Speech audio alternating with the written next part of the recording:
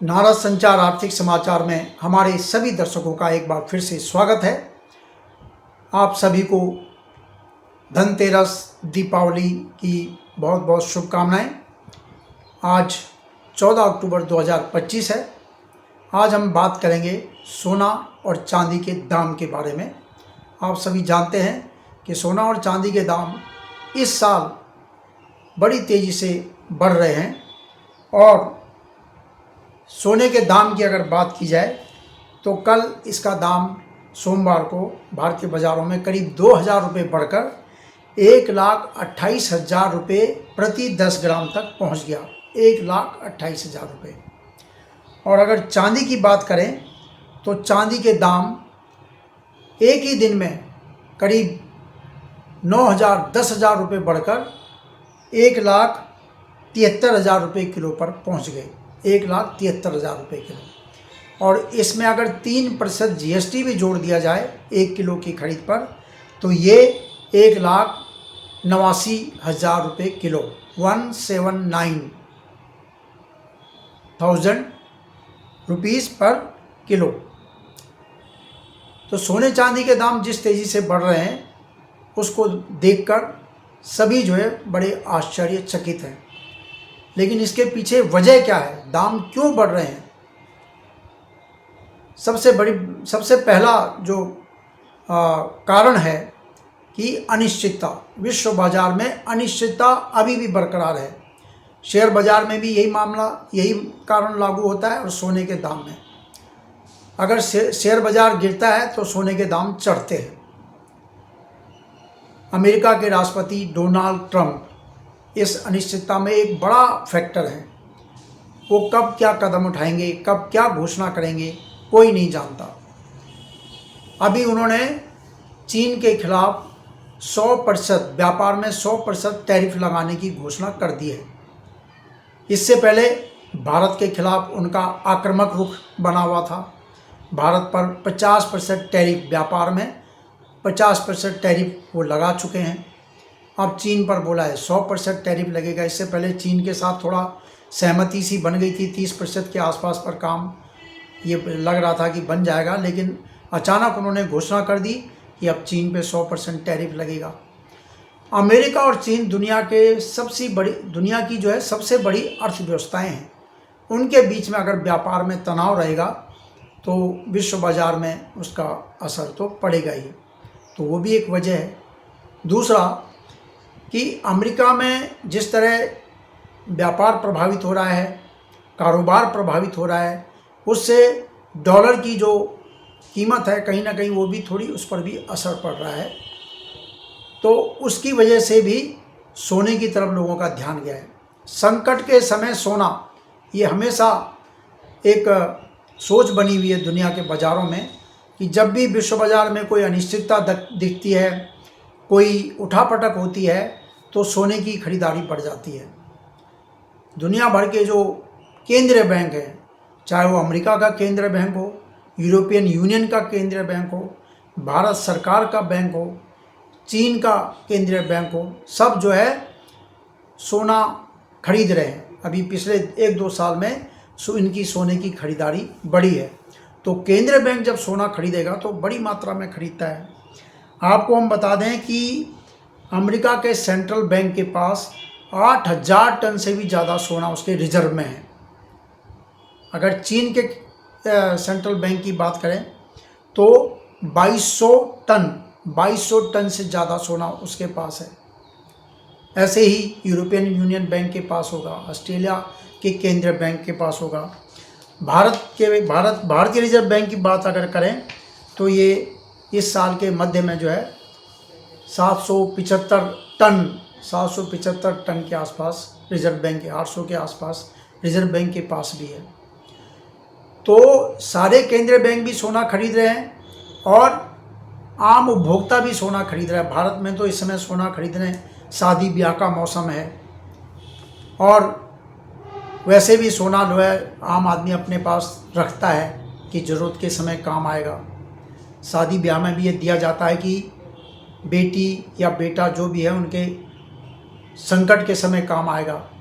तो दुनिया में अभी जो अनिश्चितता और थोड़ी संकट की स्थिति दिखाई देती है, उसी वजह से सोने की खरीदारी बढ़ रही है। उत्पादन तो आपको पता है सोने का सीमित उत्पादन है, बहुत ज़्यादा उत्पादन तो होता नहीं है। और भारत की बात करें तो भारत में स्थिति और भी बिल्कुल ही प्रतिकूल है एक तरह से। हमारा अपने देश की अगर हम बात करें तो कितना सोना पैदा होता है भारत में, एक टन जो है सोना पैदा होता है, एक टन से थोड़ा सा ज़्यादा, यानी 1200 किलो के करीब आप कह सकते हैं। तो 1200 किलो 1552 किलोग्राम का भी जो आंकड़ा है पीछे का 2024 का, तो 1552 किलो सोना भारत में पैदा हुआ, भारत में उत्पादन हुआ, जो भी खानों से निकला, किसी नई खाने भी आ रहे हैं। तो 1500 किलो यानी एक टन 500 किलो के करीब आप कह सकते हैं। और खपत की अगर बात करें भारत में खपत कितनी है, तो आमतौर पर जो इस पिछले साल तक की अगर बात करें तो 800 टन के आसपास सोने की खपत है। 800 टन, उत्पादन है 1.5 टन और खपत है 800 टन। तो आप ये देख सकते हैं कि कितना फासला है। देश में तमाम चीज़ों के जो दाम है वो विश्व बाजार के हिसाब से तय होते हैं। सोना चांदी हो, पेट्रोल डीजल हो, कोयला हो, दालें हो, खाद्य तेल हो, क्योंकि जहाँ भी आप इंपोर्ट एक्सपोर्ट करेंगे तो आपके दाम इंटरनेशनल मार्केट से जुड़ जाएंगे। आप सोना इंपोर्ट करते हैं, सोने के दाम अंतर्राष्ट्रीय बाजार में बढ़ेंगे तो यहाँ भी महंगा होगा। और अंतर्राष्ट्रीय बाजार में सोना कहाँ पहुँच गया है? $4085 प्रति ट्रॉय ऑunce, $4085। हमें अच्छी तरह याद है कि जब हम पहले, आज से 5 साल पहले, 10 साल पहले जब भी सोने के दाम देखते थे तो $2500 के आसपास रहते थे, और आज ये पहुंच गए हैं $4085 प्रति ट्रॉय ऑunce। एक ऑunce कितना होता है? 31 ग्राम से थोड़ा ज़्यादा। 31 ग्राम का दाम है अंतर्राष्ट्रीय बाजार में $4085, और $1 कितने का चल रहा है इस समय?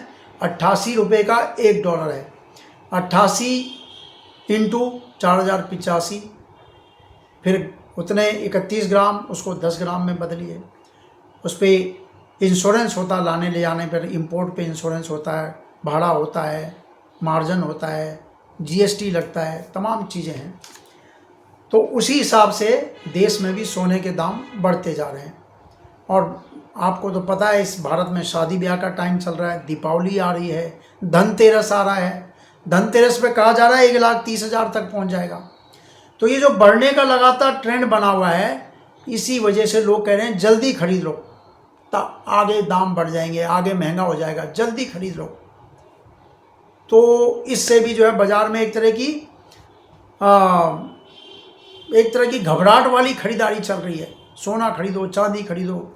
Gold ETF, exchange traded fund, gold ETF जो शुरू किया गया है कि आप सिक्योरिटी के रूप में सोना चांदी का कारोबार होगा शेयर बाजार में, वहाँ भी इन्वेस्टर जो है लगातार इन्वेस्ट कर रहे हैं। उसके भी रिटर्न बड़ी तेज़ी से बढ़ा है, उसके दाम भी बड़ी तेज़ी से बढ़ रहे हैं। सरकार ने गोल्ड बॉन्ड स्कीम एक निकाली थी, वो भी प्रीमियम पर बिक रहे हैं। वहाँ भी जो है उसका भी खरीद फरोख्त तेज़ी से हो रही है। उसमें ये था कि 2.5% मामूली ब्याज दिया जाता है, और उसके बाद उस समय जब आपका मैच्योर होगा उस समय सोने का जो दाम होगा उतने पैसे मिल जाएंगे, या सोना आप खरीद सकते हो। तो ये जो तमाम चीज़ें, हालात हैं, रूस यूक्रेन, रूस जो है सोने का बहुत बड़ा उत्पादक है। रूस में 2024 में 3,30,000 किलो यानी 330 टन सोने का उत्पादन हुआ। रूस, चीन, मैक्सिको, ऑस्ट्रेलिया, घाना, अफ्रीका का, साउथ अफ्रीका का देश है, और भी देश है, अर्जेंटीना है, अजरबैजान है, बोलोविया है, ब्राज़ील है। यहाँ सोना उत्पादन होता है, ठीक ठाक होता है, मतलब बहुत ज़्यादा तो नहीं। मैक्सिको अमेरिका का एक पार्ट है, अमेरिका का राज्य है। तो रूस भी एक बड़ा उत्पादक है और रूस और यूक्रेन की तो लड़ाई चल रही है, कुछ ना कुछ असर हो रहा होगा। चीन भी बड़ा उत्पादक है सोने का, चीन का अमेरिका के साथ टेंशन चल रहा है, कहीं ना कहीं उसका असर पड़ रहा है। तो ये तमाम चीज़ें जो है सोने के दाम को बढ़ा रही है। जब भी किसी चीज़ की मांग बढ़ जाती है तो उसके दाम बढ़ने लगते हैं, और यहाँ तो उत्पादन बहुत कम है। सोने का रिजर्व पूरी दुनिया में अब तक जो है 2,44,000 टन के करीब बताया जा रहा है। सोने का वार्षिक उत्पादन कितना है, जो आंकड़े हैं, सोने का वार्षिक उत्पादन होता है 3,661 टन, 3,660 टन आप लगा लीजिए। जबकि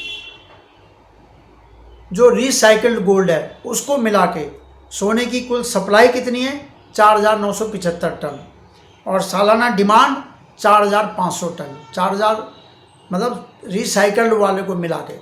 लेकिन इस समय स्थिति क्या है, इस समय स्थिति ये है कि दुनिया में अनिश्चितता है।